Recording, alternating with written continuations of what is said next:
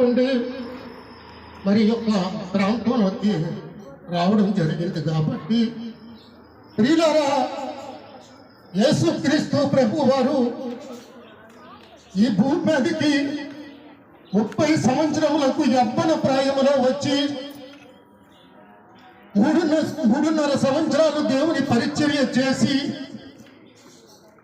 33.5 సంవత్సరాలు ఈ భూమి మీద అనేక మందికి స్వస్థత కలిగించి మనందరి కోసం కలువరి శిలువలో మరణించి 3వ దినమున తిరిగి లెగిచిన దేవుడు ఎవరైనా ఉన్నారంటే అది లోకరక్షకుడు ప్రభు అయిన యేసుక్రీస్తు. కాబట్టి సహోదరులారా, యేసుక్రీస్తు రక్తములో కడగబడినప్పుడే మరి భూమి మీద రక్షించబడతారు.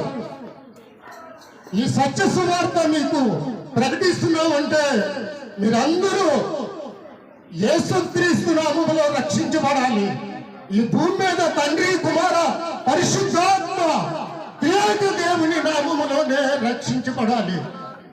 దేవుని పరిశుద్ధమైనటువంటి దేవుని గ్రంథం స్పష్టంగా తెలియజేస్తుంది. కాబట్టి సహోదరి సహోదరులారా, మీరు ప్రభువుని యేసుక్రీస్తు నామములో రక్షించబడాలి.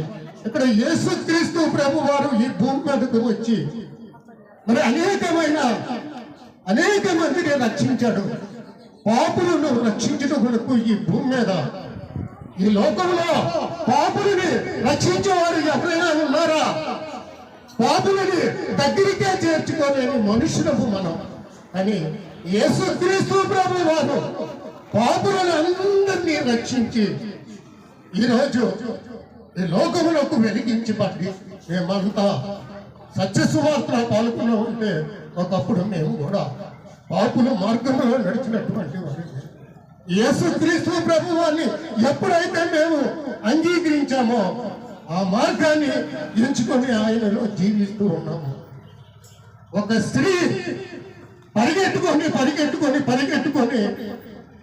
పాపము చేసిందని ఆ స్త్రీని వెంబడిస్తూ ఆ యొక్క ప్రాంతంలోకి వచ్చినప్పుడు ఆ ప్రాంతంలో వారందరూ రాళ్ళతో కొట్టడం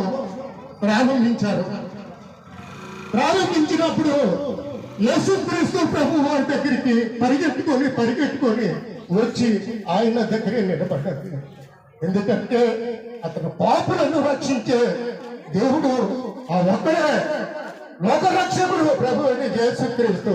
వచ్చినప్పుడు మోషే ధర్మశాస్త్రం ప్రకారంగా ఈమె పాపం చేసిందని వారు యేసుక్రీస్తు ప్రభు దగ్గర అన్నప్పుడు యేసుక్రీస్తు ప్రభు వారు భూమి మీద ఉంది మరి రాయడం మొదలుపెట్టి మీరు ఎవరైనా పాపము చేయలేని వారు ఉన్నట్టయితే రాయి విసరండి అని చెప్పాడు. మనలో పాపము చేయని వారు ఎవరున్నారు చెప్పండి? మనలో పాపము చేయని వాడు ఎవరో చెప్పండి? ఏ దోహము చేయని వాడు ఎవరో చెప్పండి? మనిషిని సమాధి చేస్తారా అని ఆయన వీళ్ళు పాపం చేయని వాడు ఉంటే రాయి విసరమన్నప్పుడు అందరూ కూడా ఒకరికొకరు తప్పించుకునేది.